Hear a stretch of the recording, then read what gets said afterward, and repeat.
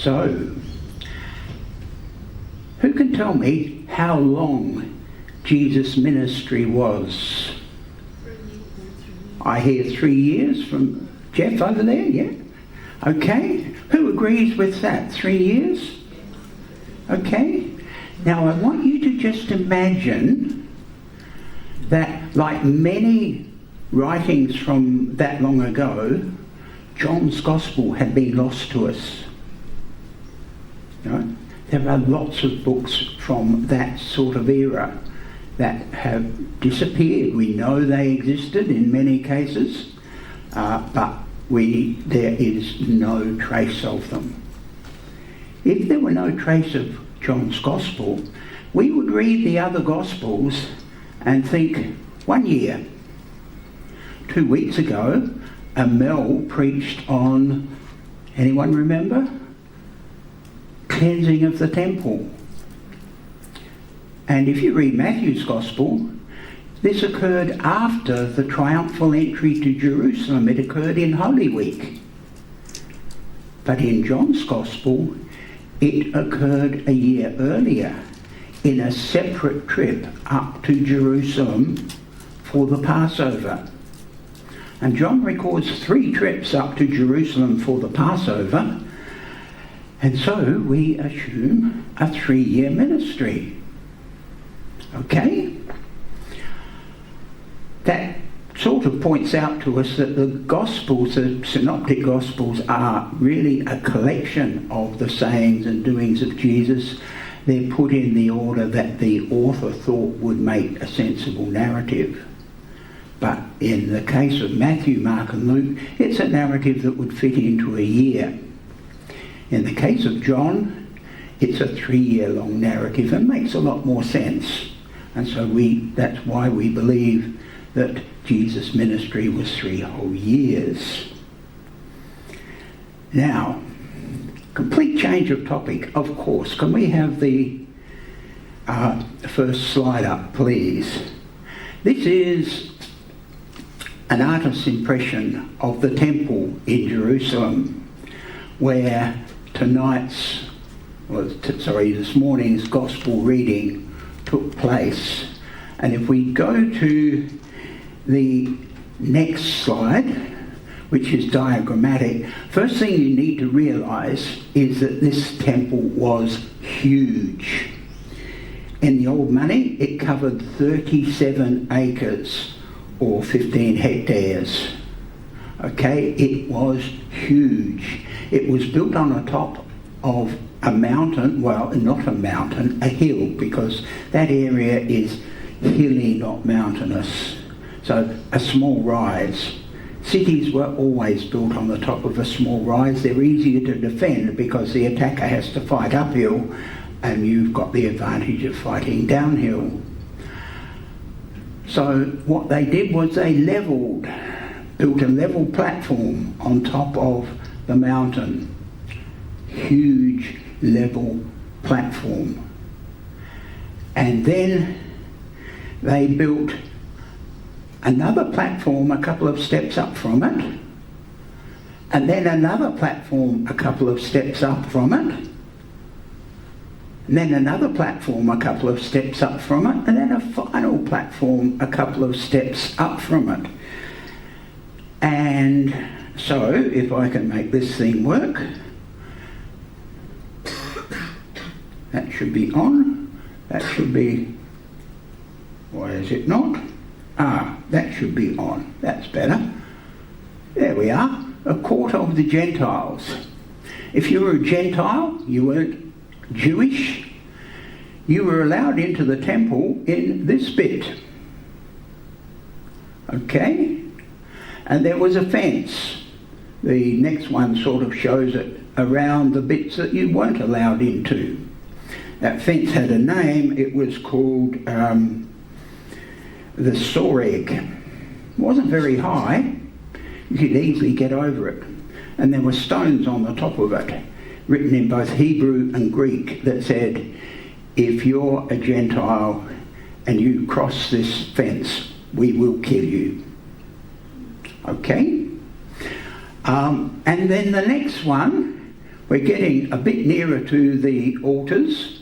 Next one is the court of women, or the court of the Israelites, depending on your translation. Women, children under 12 were allowed in that bit. Of course, Jewish women. Okay? We don't qualify. The next bit is the court of men, or the court of Israel. This little bit. To get into there, you had to be an adult Jew. Guys, if you went in there, you would probably be killed, unless, like me, when I was born, it was a little operation they gave boys, which they don't tend not to do now, but it was sort of automatic back then. And so I would pass as Jewish, even though I don't speak a word of Hebrew, and not all Jews did. Many of them only spoke Greek. I don't speak Greek either. I tried to learn, but it's too hard. And then you get into the court of priests. Now, you had to actually be a priest on duty to go in there. Just being a Levite wasn't enough. A priest on duty. And then there was the holy place in here, and in the centre of the holy place, not shown in this diagram, the Holy of Holies. Okay? And the holy place was separated from the rest of the temple by a curtain. You remember after the crucifixion, that curtain was torn asunder. Can we have the next slide, please? And that one can just stay up. Okay, this is a little bit more literal. And so you see the court of women here, the soreg around there, the court of the Gentiles, the I can't even find the court of men. So there's got to be a court of men in there somewhere, and then the priests, and then the holy place and the Holy of Holies in there. Steps up at every level to indicate that it's more holy, to indicate that fewer and fewer people can get there. All right. Second change of topic. I've sometimes asked, how do you come to a sermon? And I'll tell you my approach. I look at the set passages for the day and see what jumps out at me, and think, well, maybe that's what God wants me to talk about. And when I looked at today's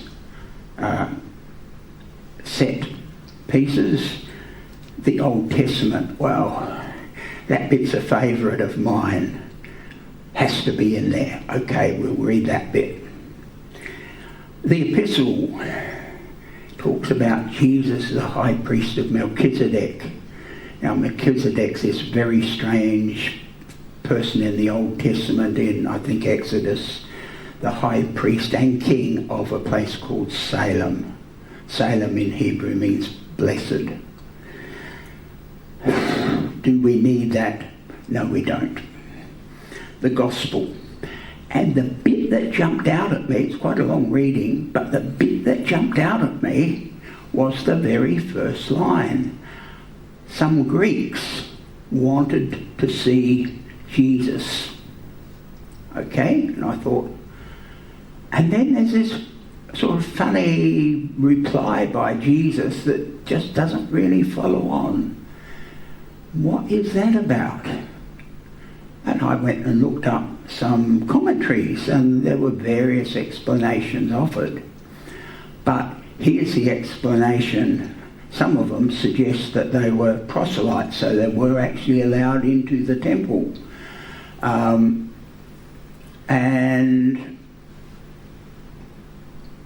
I think, well, if that's what John meant, he wouldn't have said some Greeks. He would have said some proselytes or something. You know, what exactly does he mean by this? And it occurred to me that these Greeks would be out here. And they might have seen Philip. they could well have come from an area called the Decapolis, which was just across Lake Galilee and had a lot of communication with places like Nazareth. A lot of carpenters from Nazareth would go over into the Decapolis where there was lots of building work, for example. And so they may have recognised him. Philip may have been someone they knew, so they felt they could talk to him. So they asked him. Philip says, oh, a question like that's way above my pay grade. Goes to see Andrew. And Andrew and Philip trot up to Jesus and said, look, there's some Greeks out there. See, Jesus is probably teaching in the Hall of Israelites, this little tiny bit in there. And he basically says to them, not to the Greeks because they're not there, I'm too busy at the moment because this is one of my last few days on this earth. So I've got to be about the business I was sent here for, and I'm not allowed to be distracted. And I was reminded of a story about a Syrophoenician woman that came up to Jesus and said, Sir, would you heal my daughter? She's sick. And Jesus kept trying to ignore her. And finally Jesus turns to her and says, and he's quite rude, he says, I'm sent here for the children of Israel. Would you give the children's food to the dogs? Because Jews tended to think that Gentiles were dogs. And she came back with a smart answer, well, even the dogs get to pick up the crumbs under the table. And so Jesus said, you've got a lot of faith there. Your daughter is well. So I thought about this and thought, well, yeah, there's a 2-minute sermon, maybe 3, if I stretch it out and waffle a bit, like I have been, right?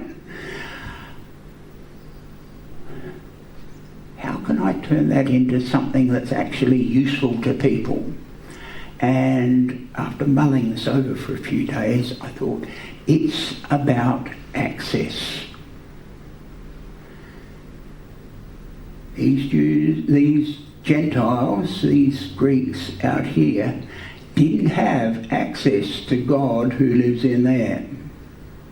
And the whole temple structure was about limiting access to God. As you go to each level, the Gentiles, the women and children, the Israelites, the priests, the most holy place, and then finally the Holy of Holies, only the high priest goes and only once a year, etc., etc. Every layer, there's fewer and fewer people allowed in. And that's sort of backed up by the Old Testament when Moses comes down from the mountain and God speaks. And the Jews say, Moses, don't let God speak to us again like that. If he does, we'll die. Please, just you speak with him and tell us what he said. We'll feel a lot safer then. Right? The Jewish people didn't want to speak to God. And when you go back to Abraham, God made a promise to Abraham that his children would be numbered like the stars, and that his children would be a blessing just to Jews? No, to all the nations, to everyone. But the Jews heard the first part of it and kind of forgot the second part. It's you have to be one of us before you can get to God. Okay, that's sort of their approach to God. You have to be one of us. And Jesus is all about access to God, open access to God. So, even Jesus would not be allowed in here. For a start, he was the wrong tribe. Okay? and he wouldn't be allowed in here because he wasn't the high priest. And that was by this time pretty much a political appointment. So it's about access to God, and this story reminds us that we have, because of Jesus, complete access to God. I can go up to the most holy place in this let's call it a temple just for a moment, okay? And I can touch it, and I can say, God, please help me. And I won't be struck down. None of you are up in arms killing me. Kids come up and they run around here and behind the altar. Everyone can come into our most holy place because of Jesus. Okay, we don't even have a rail in front of it like some churches do, limiting access to the sanctuary. And I think that's wonderful. But let's remember that access to God, just like God's promise to Abraham, is for a purpose. Right? You can have all the access to God you want, but if you don't listen to God and do your best to fulfill his purpose for you, then it's empty, isn't it? Right? The Christian life without service in some way is empty. Now that service might be something little, like prayer. Now I would never really call prayer a little thing. Okay, it's powerful. And I envy those people that have a really rich, full prayer life. Okay, I have a prayer life. I try to make my whole life a prayer, but I'm not there yet. So, I'm very grateful to Linda, because Linda chose our next hymn. I was a bit slow in getting it off to her, and I had a different thought, but she had this thought. And I read it, and I thought, that's right. That is good. That is better than my choice. Now, there are a couple of things that could have gone in here equally well, but Linda chose for us, will you come and follow me if I but call your name?